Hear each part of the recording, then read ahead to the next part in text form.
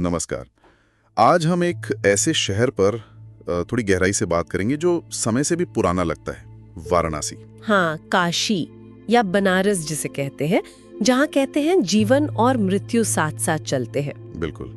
और हमारे पास ना एक पर्सनल एक्सपीरियंस वाला स्रोत है। अच्छा। हाँ, जो इस शहर की एकदम सच्ची, थोड़ी कह सकते हैं अव्यवस्थित सी पर गहरी रूहानी तस्वीर दिखाता है।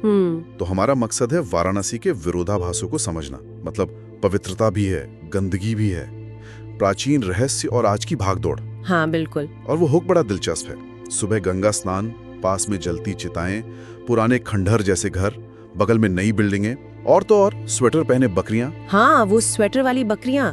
स्रोत ने वाकई शहर के ऐसे मतलब अनअपेक्षित पहलू पकड़े हैं। ये साफ है कि ये शहर सीधी सरल व्यवस्थित जगह चाहने वालों के लिए नहीं है। तो फिर किन के लिए है? ये उनके लिए है जो जीवन की जटिलता, उसकी जो एक उदात्तता है और गहरे अनुभव चाहते हैं। कभी कभी वो अनुभव आपको झकझोर भी सकते हैं। चलिए तो फिर खोलते हैं इस अनुभव की परतें।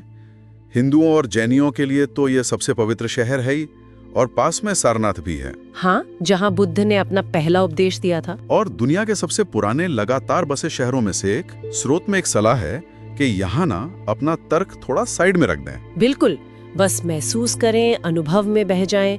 ये कोई शांत आराम वाला टूरिस्ट स्पॉट नहीं है। सही बात है। ये लगभग 35 लाख लोगों का घर है।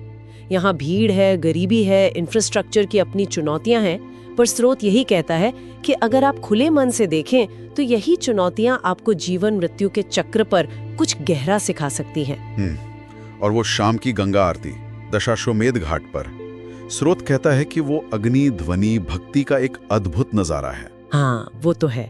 और ये आध्यात्मिकता भी ना कई रंगों में दिखती है। मंदिर हैं तो मस्जिदें भी हैं, हिंदू, मुस्लिम, कुछ यहूदी परिवार भी हैं, जापानी बौद्ध भी। मतलब भारत की विविधता का एक छोटा सा मॉडल। हाँ, एक तरह से।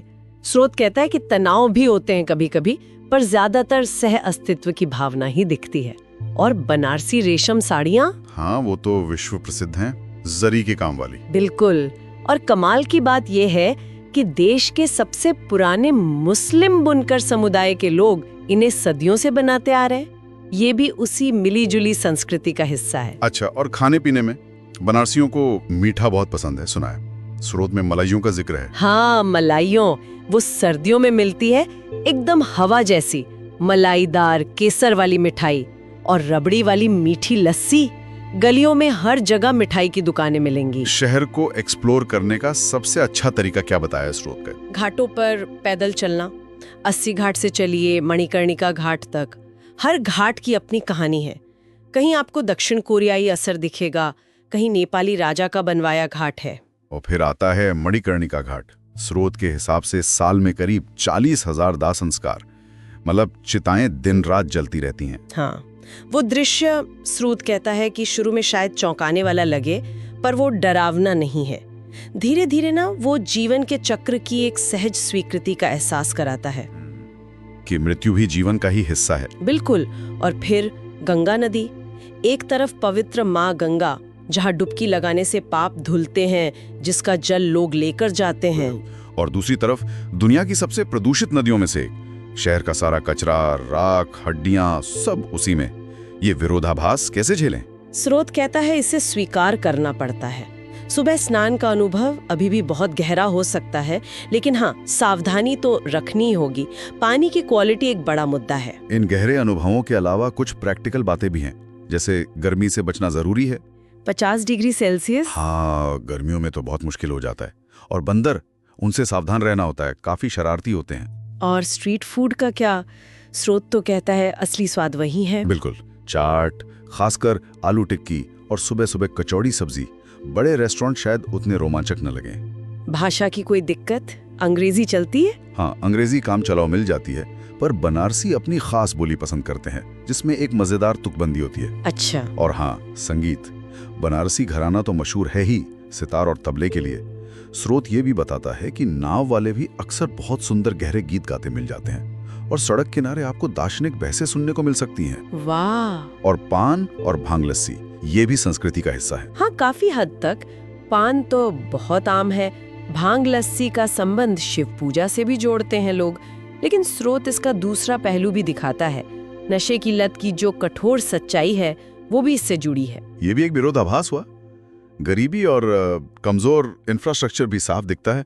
स्रोत के मुताबिक 40% से ज्यादा लोग रोज शायद 60-70 रुपए से कम पर गुजारा करते हैं। हाँ, ये सच्चाई है।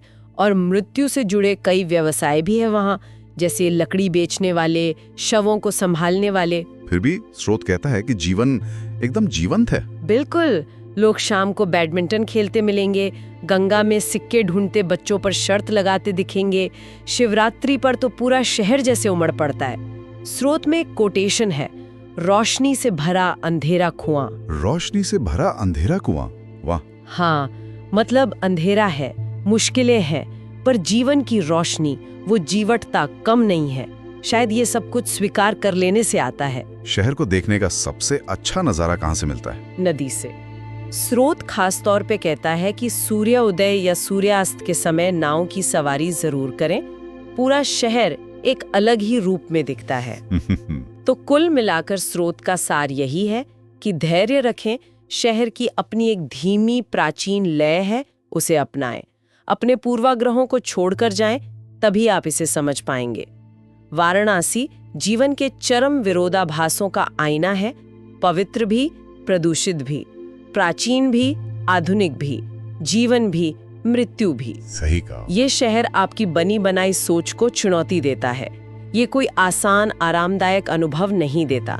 ये एक कच्चा, आपको बदलने वाला अनुभव देता है, शायद ऐसा जिसे आप कभी भूल ना पाएं। तो वाराणसी एक अविस्मरणीय, हाँ, चुनौतीपूर्ण अनुभव है। सिर्फ एक यात्रा नहीं, बल्कि एक एहसास जो आपके अंदर तक उतर जाता है। बिल्कुल। और श्रोताओं के लिए एक आखिरी सवाल छोड़ जाते हैं। जीवन और मृत्यु का ऐसा नजदीकी लगातार सामना करना, ये किसी के अपने अस्तित्व को देखने के नजरिए को कैसे बदल सकता है? सोचिएगा जरूर।